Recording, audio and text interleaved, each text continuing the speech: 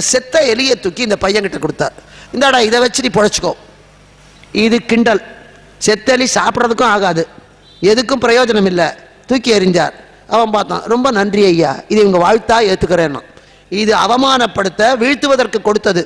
ஆனால் அந்த பையன் என்ன பண்ணான், அந்த எலியை எடுத்துகிட்டு அந்த ஊருக்கு போனான். அந்த ஊரில் அன்றைக்கி சந்தை. பொறிக்கடலை வியாபாரி ஒருத்தன், அவன் ஒரு பூனை வளர்த்தான். ஏன்னா பொறிக்கடலில் எலி நிறையா வரும். ஒரு பூனை வளர்த்தான். பூனைக்கு எலி உணவு.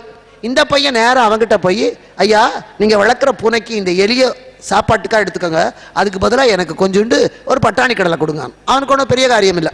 இவ்வளோ பட்டாணி கடலையை அள்ளி கொடுத்தான். எலியை வாங்கி பூனைக்கு போட்டான். ஒரு வேளை பால் வைக்கிற வேலை மிச்சம்.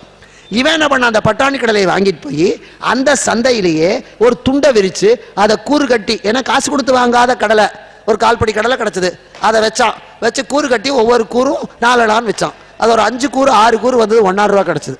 அந்த 1,000 ரூபாய் அவங்ககிட்டயே கொண்டு போய் கொடுத்தான். மறுபடியும் அந்த 1,000 ரூபாய்க்கு சந்தோஷப்பட்டு கொஞ்சம் சேர்த்தியே கடலை கொடுத்தான். அதையும் வச்சு கூறு கட்டினான். இப்படியே மத்தியானத்துக்குள்ள ஒரு 15 ரூபா சம்பாதிச்சுட்டான். அந்த 15 ரூபாயை கொடுத்து வாழைப்பழம் வாங்கினான். வாழைப்பழத்தை விற்றான். இப்படியே அவன் கொஞ்சம் கொஞ்சமா முன்னேறி ஒரு வருஷத்துல பெரிய ஆள் ஆயிட்டான். ஒரு தட்டில் வெத்தலைபாக்கு பழத்தெல்லாம் வச்சுக்கிட்டு 100 ரூபாய் நோட்டையும் வச்சு அந்த பணக்காரங்கிட்ட போனான். ஐயா உங்களால் தான் நான் முன்னுக்கு வந்தேன், இதை ஏற்றுக்கங்க. நீ யாருன்னே தெரியலையேப்பாங்க. ஒரு வருஷத்துக்கு முன்னால ஒரு செத்தேலியை கொடுத்து இதை வச்சு பொழைச்சிக்கோன்னு சொன்னீங்களே, அந்த செத்தேலியால தான் நான் பொழைச்சேன்.